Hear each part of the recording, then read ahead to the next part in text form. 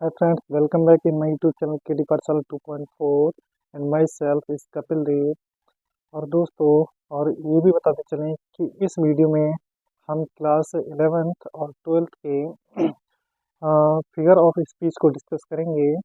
जिस तरह हमारे हिंदी भाषा में अलंकार होते हैं उसी प्रकार अंग्रेजी भाषा में भी हमारे फिगर ऑफ स्पीच अर्थात अलंकार होते हैं। तो जिस प्रकार हिंदी में हम लोग पढ़ते हैं अलंकार किस प्रकार के होते हैं, उसी प्रकार अंग्रेजी भाषा के जो अलंकार होते हैं उनको हम इस वीडियो में डिस्कस करेंगे। दोस्तों ये वीडियो क्लास 11 और 12 के विद्यार्थियों के लिए है, तो बने रहें अंत तक इस वीडियो में क्योंकि ये वीडियो आपके लिए बहुत ही इम्पोर्टेंट रहने वाला है। तो गाइज वीडियो बिल्कुल भी स्किप ना करें और बहुत ही ध्यान से देखें। बहुत ही आसान भाषा में आपको इसमें बताया जाएगा कि फिगर ऑफ स्पीच किस तरह के होते हैं और हमें कैसे इन्हें पढ़ना है। बहुत ही आसान भाषा में दोस्तों आपको बताए जाएंगे। तो आइए वीडियो स्टार्ट करते हैं और देखते हैं हम फिगर ऑफ स्पीच को। तो आइए दोस्तों देखते हैं हम अपने फिगर ऑफ स्पीच की डेफिनेशन। और बहुत ही आसान शब्दों में दोस्तों, अगर इससे आसान अगर आपको कहीं मिल जाए तो दोस्तों कमेंट जरूर करिएगा, क्योंकि बहुत ही आसान वे में बहुत ही आसान लैंग्वेज में हम आपको इस वीडियो में बताने वाले हैं। तो बने रहिएगा जरूर और देखते हैं इसकी डेफिनेशन अर्थात परिभाषा। दोस्तों इसकी परिभाषा क्या है, डेफिनेशन क्या होगी इसकी, डेफिनेशन लिखते हैं।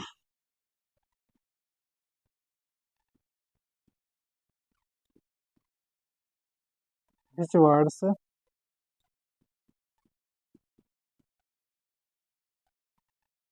increase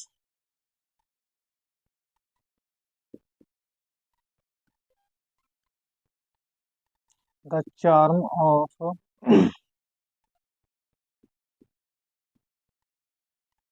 poetry called figure of speech।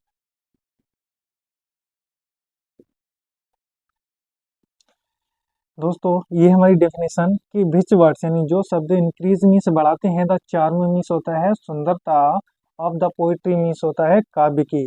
जो शब्द काव्य की शोभा बढ़ाते हैं कॉल्ड मीन्स कहते हैं, फिगर ऑफ स्पीच मीन्स होता है अलंकार, उनको अलंकार कहते हैं। तो दोस्तों आपने हिंदी में भी इस डेफिनेशन को पढ़ा होगा कि जो शब्द काव्य की शोभा बढ़ाते हैं उन्हें अलंकार कहते हैं। और वही चीज़ अगर इंग्लिश में बोली जाए तो इस तरह से हम बोलेंगे, which words increase the charm of poetry called figure of speech। तो दोस्तों आइए हम देखते हैं कि फिगर ऑफ स्पीच के कितने पार्ट होते हैं, कितने टाइप के होते हैं, और एक एक करके हम उन सभी टाइप्स को क्लियर करेंगे और बहुत ही आसान भाषा में। दोस्तों बिल्कुल डरिएगा नहीं, आज आपको हम सिखा कर दिखाएंगे कि किस तरह से आप इनको याद रखोगे और दोस्तों कभी भी आप इनको भूल नहीं सकते। ये दावा है हमारा। अगर एक बार वीडियो को लास्ट तक जरूर देखें और कभी भी आप इनको भूल नहीं पाएंगे। तो आइए देखते हैं हम इनके टाइप्स को। तो आइए दोस्तों देखिए कि कौन कौन से हमारे फिगर ऑफ स्पीच होते हैं और ये कितने प्रकार के होते हैं। तो दोस्तों ये हमने यहाँ पे लिख दिया है, ये हमारे फिगर ऑफ स्पीच 7 प्रकार के होते हैं। कौन कौन से होते हैं ये दोस्तों, हमारा पहला होता है सिमली, जिसे हिंदी में कहते हैं उपमा, ये उपमा अलंकार होता है। नंबर 2 है मेटाफोर, और मेटाफोर को हम हिंदी में कहते हैं रूपक अलंकार। तीसरा है हमारा पर्सोनिफिकेशन, जिसे कहते हैं मानवीकरण अलंकार। और चौथा है अपोस्ट्रोफी, और हिंदी में से कहते हैं संबोधन। और पांचवा है हमारा ऑक्सीमोरन, ऑक्सीमोरन को कहते हैं दोस्तों विरोधाभास। हाइपरबोले, हाइपरबोलो को दोस्तों कहते हैं अतिशयोक्ति अलंकार। और जो हमारा सातवां अलंकार है फिगर ऑफ स्पीच है वो है ओनोमेटोपोइया। तो एनोमेटोपोइया को दोस्तों हम हिंदी में कहते हैं ध्वनि सूचक। तो इस प्रकार ये 7 अलंकार होते हैं। दोस्तों बहुत ही आसान भाषा में हम आपको इस वीडियो में बताने वाले हैं। इन एक एक करके इन सातों प्रकार के फिगर ऑफ स्पीच को डिस्कस करेंगे, तो बने रहिए अंत तक। आइए डिस्कस करते हैं। तो उससे पहले दोस्तों आपको एक ट्रिक बताते हैं इनको याद करने की, जिससे कि आप बहुत ही आसान भाषा में इनको याद कर सकते हैं। तो आइए देखते हैं उस वो ट्रिक क्या है। तो दोस्तों इसके लिए आपको एक चीज़ याद रखनी होगी, वो क्या है? आपको याद रखना होगा दोस्तों, ओहो शैम्पू, ओ शैम्पू। दोस्तों ये ट्रिक आपको याद रखनी होगी। ये वाली ट्रिक से हम अपने सातों फिगर ऑफ स्पीच को याद रख सकते हैं। अब देखिए इनको डिस्कस करते हैं कैसे। तो दोस्तों आप याद रखेंगे ओह शैम्पू को, ओह शैम्पू को याद रखेंगे। देखते हैं हमारी ओह शैम्पू से कौन सी ट्रिक बनती है। तो कौन सी ट्रिक बनती है दोस्तों? ओहो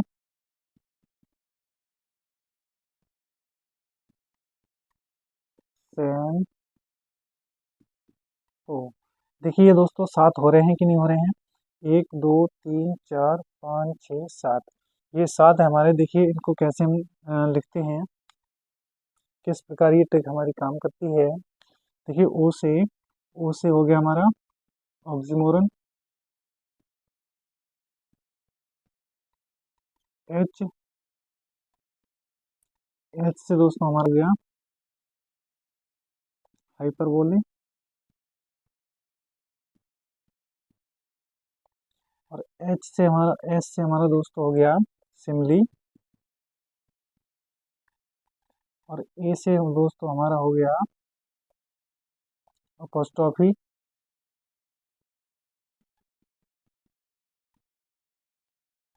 ये हो गया हमारा अपोस्ट्रोफी।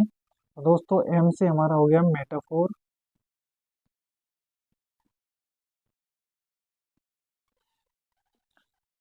और पी से दोस्तों हमारा हो गया पर्सनिफिकेशन,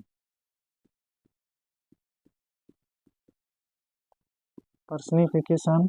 और दोस्तों ओ से हमारा हो गया ओनोमेटोपोइया।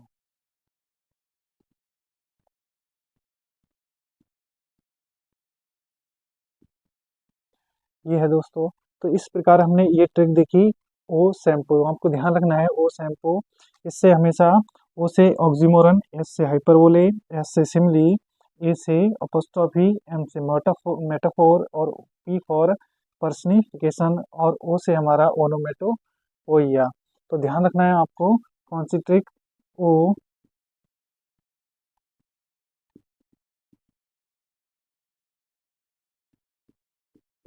ओ शैम्पू।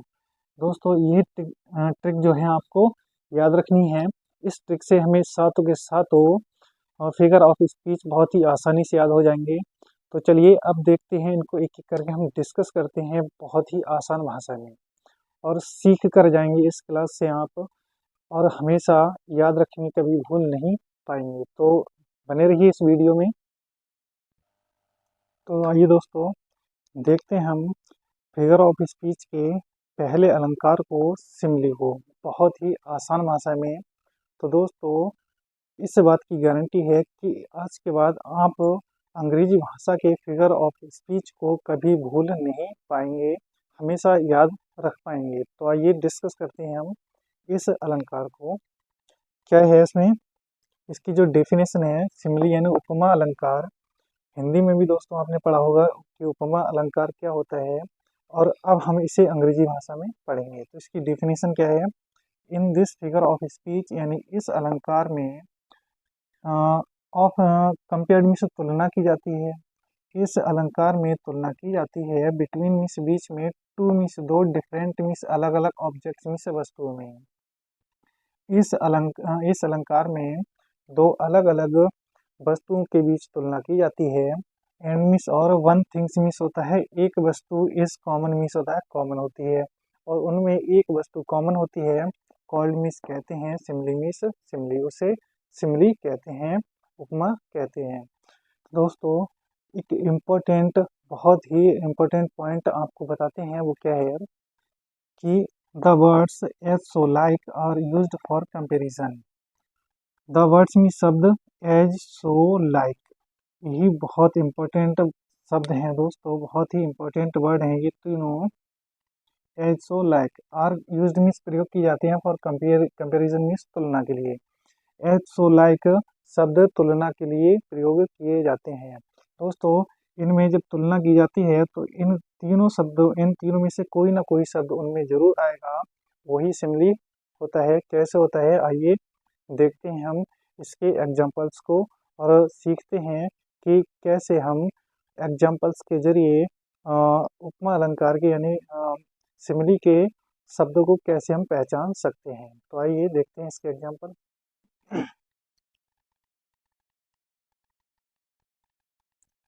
एग्जाम्पल है आई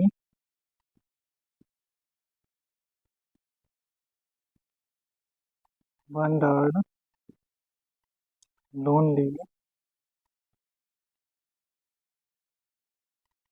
एज अ क्लाउड। दोस्तों ये हमारा एग्जाम्पल है, I wandered lonely as a cloud. यानी मैं वेंडर्ड मीन्स भटकता रहा, लोनली अकेले, एज अ क्लाउड मीन्स होता है कि बादल की तरह या बादल के जैसे। मैं एक बादल के जैसे अकेले ही भटकता रहा। तो दोस्तों इसमें हमारी जो कंपेयर की गई है, आई की कंपेयर किससे की गई है, क्लाउड से की गई, कि जिस प्रकार एक बादल अकेले ही आसमान में भटकता है, उसी प्रकार कि मैं बादल की तरह भटकता हूँ। तो इसमें जो है आई की कंपेयर की गई है क्लाउड से। तो इसमें देखो जो कंपेयर करने वाला जो वर्ड है हमारा एज इसमें यूज हुआ है, तो इससे दोस्तों हम पहचानेंगे। और दोस्तों एक खास बात और वो ये है कि देखो यहाँ पे दो डिफरेंट, एक यहाँ पे क्लाउड है और यहाँ पे एक आई है, यानी कि ये किसी पर्सन के लिए आया है और ये है क्लाउड है। तो दोनों ही डिफरेंट ऑब्जेक्ट हैं। इसमें हमेशा दो डिफरेंट ऑब्जेक्ट होंगे, उनके बीच में कंपेयर की जाती है और एस सोलैक का यूज जरूर किया जाएगा। और आइए देखते हैं हम नेक्स्ट एग्जांपल। नेक्स्ट एग्जांपल है हमारा he fought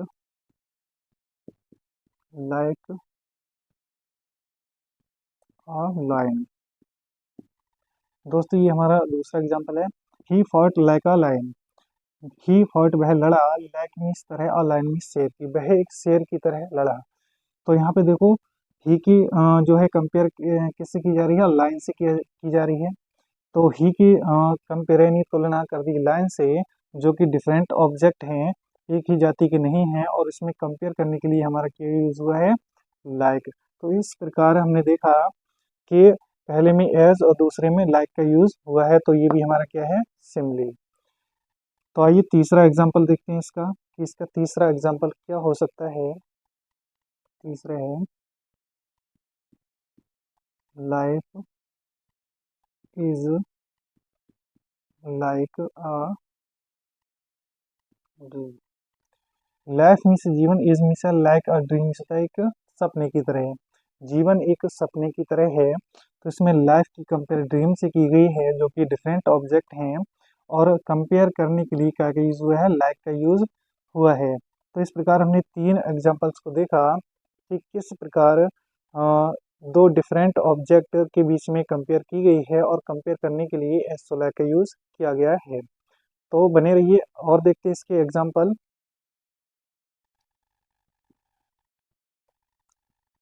C is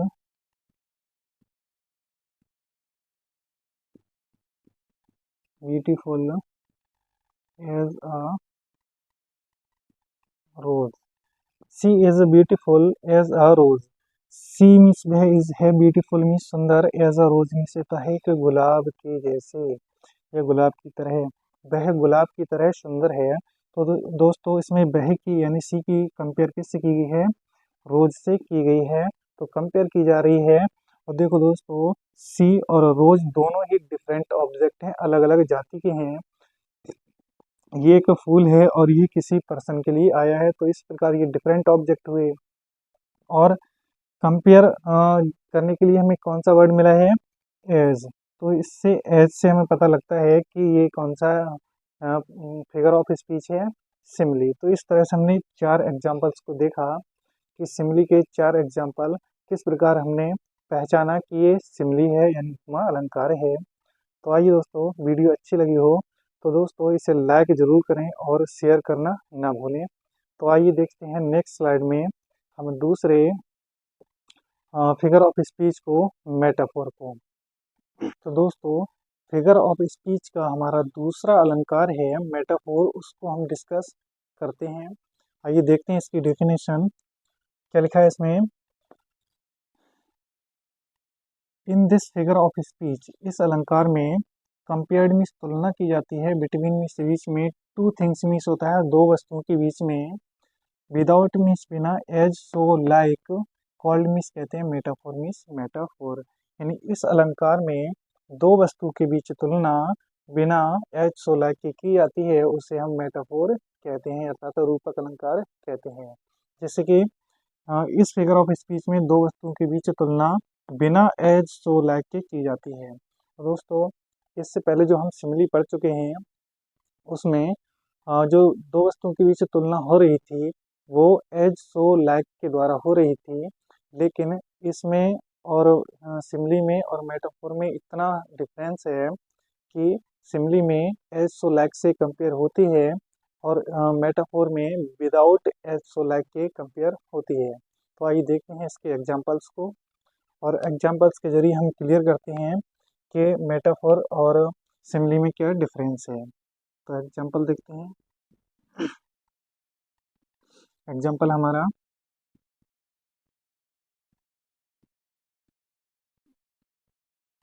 the camel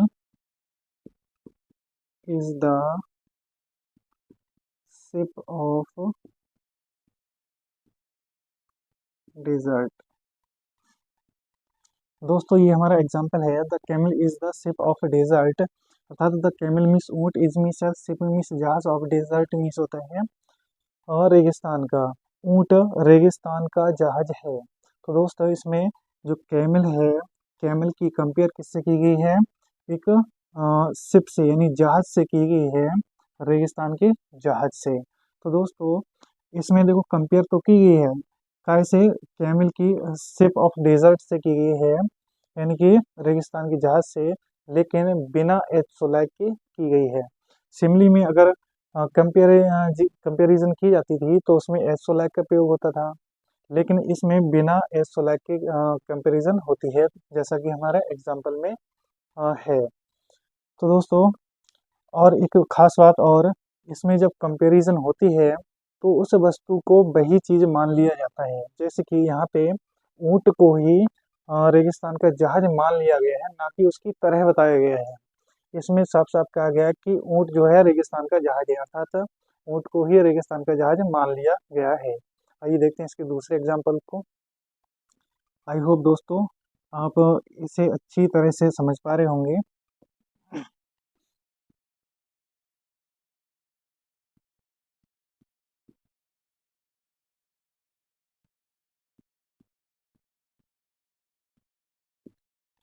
दूसरा एग्जाम्पल हमारा दोस्तों, द लाइफ इज ड्रीम, जीवन एक सपना है।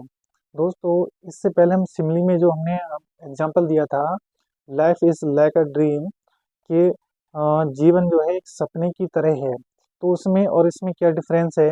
उसमें हमने यहाँ पे लाइक का यूज़ किया था कि जीवन सपने की तरह है, लेकिन इसमें जो कंपैरिजन की जा रही है, लाइफ की कंपैरिजन किससे की जा रही है, ड्रीम यानी सपने से की जा रही है। लेकिन इसमें तरह नहीं बताया गया है, इसमें ये कहा गया है कि जीवन को ही सपना बताया गया है, अर्थात जीवन ही सपना है। लेकिन सिमिली में ये कहा गया था कि जीवन सपने की तरह है, लेकिन इसमें कहा गया है कि जीवन ही सपना है। तो इस तरह से हमने दो एग्जाम्पल देखे। आइए अब देखते हैं हम तीसरे एग्जाम्पल को। इसका तीसरा एग्जाम्पल क्या होता है,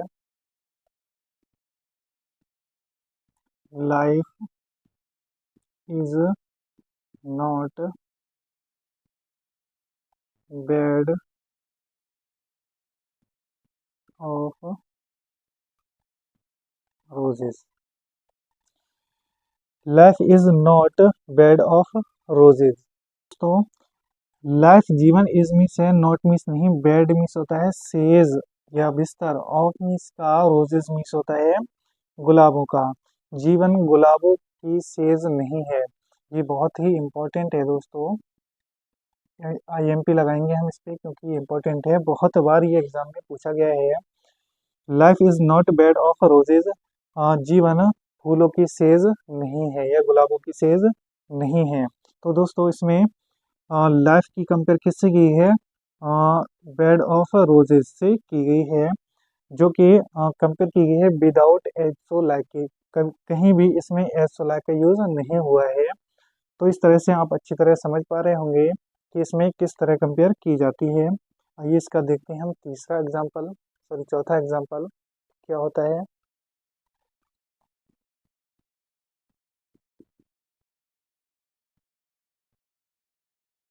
फ्रेंडशिप इज अ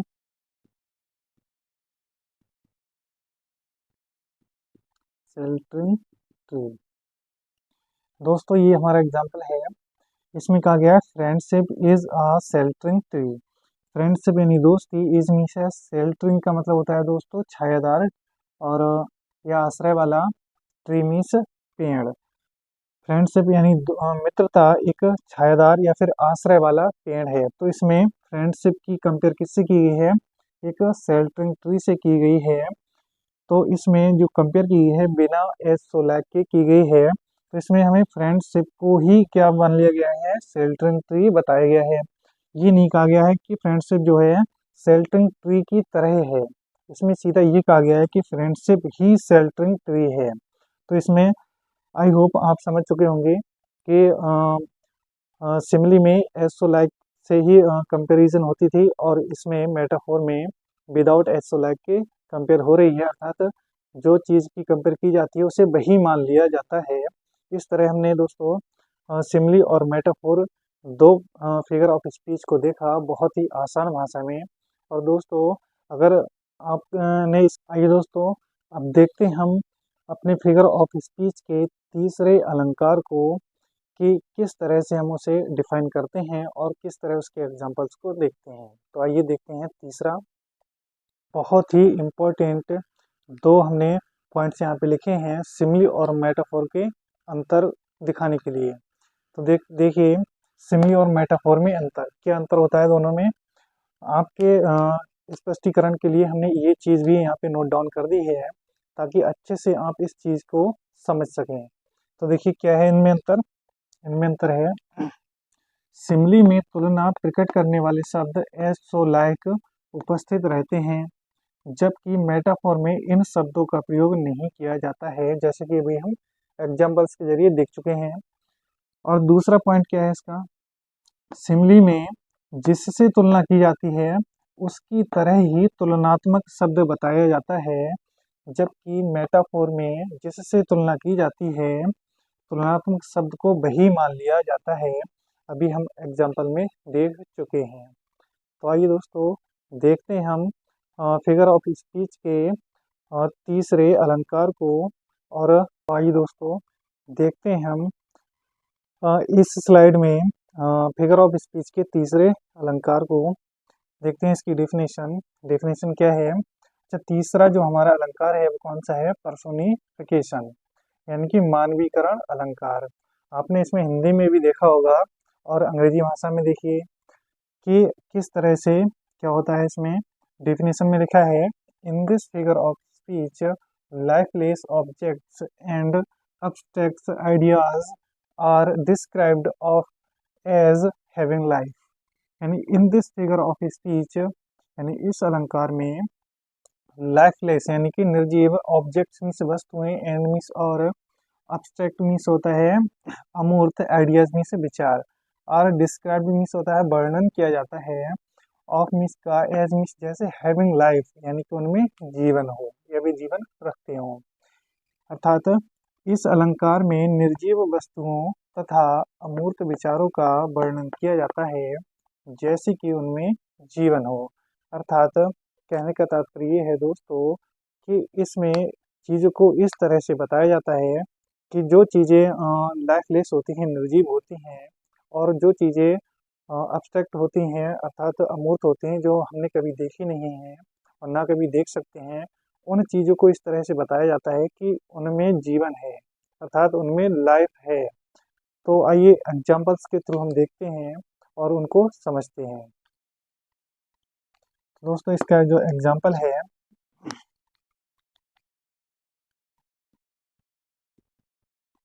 पहला एग्जाम्पल दोस्तों हम देखेंगे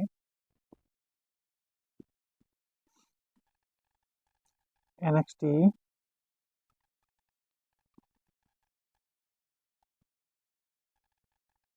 is sitting on her face।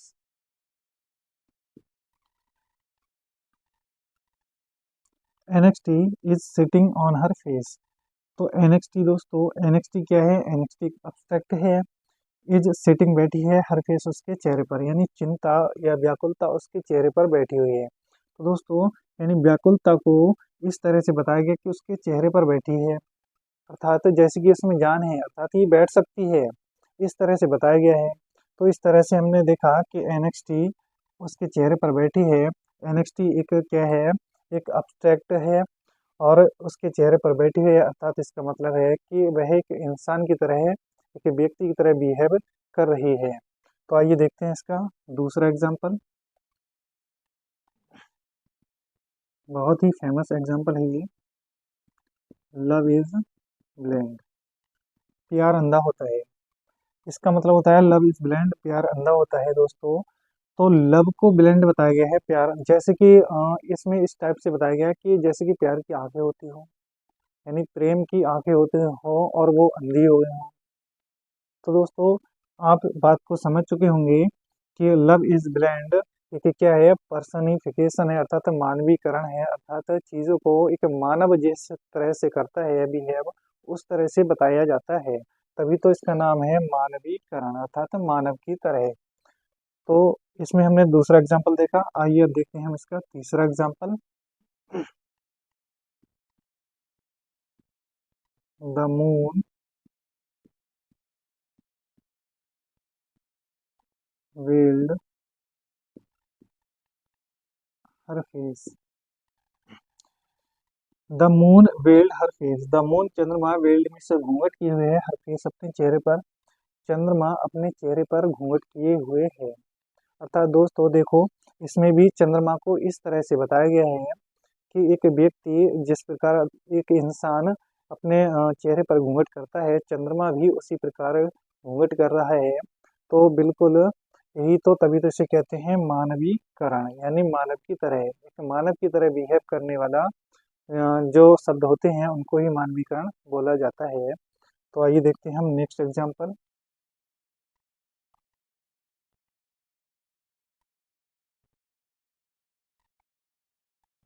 Sorrow caught her heart. दोस्तों ये चौथा हमारा जो एग्जाम्पल है वो इसमें लिखा है सौरो कॉट हर हार्ट, यानी दुख ने, सौरो मीन्स होता है दुख, ने कॉट मीन्स पकड़ लिया है, हर हार्ट यानी उसका हृदय, दुख ने उसका हृदय पकड़ लिया है। तो दोस्तों दुख क्या है? दुख एक अब्स्ट्रैक्ट है। तो इसमें ऐसा बताया गया है कि दुख ने हृदय को पकड़ लिया, अर्थात जिस प्रकार एक इंसान किसी को पकड़ लेता है, उसी प्रकार बताया गया कि सौरव ने यानी दुख ने उसके हृदय को पकड़ लिया है। तो इसमें भी जो सौरव है एक पर्सन की तरह बिहेव कर रहा है। तो इससे हमने पहचाना कि यह एग्जाम्पल किसका है? पर्सनिफिकेशन अर्थात मानवीकरण का है। तो दोस्तों इस तरह हमने सिमली, मेटाफोर और पर्सनिफिकेशन के तीनों अलंकार को हमने डिस्कस किया है और उनके एग्जाम्पल्स को भी बहुत अच्छे से देखा है। तो आते हैं हम नेक्स्ट वीडियो में, जो बाकी के बचे हुए हमारे फिगर ऑफ स्पीच हैं उनको हम कंप्लीट करेंगे।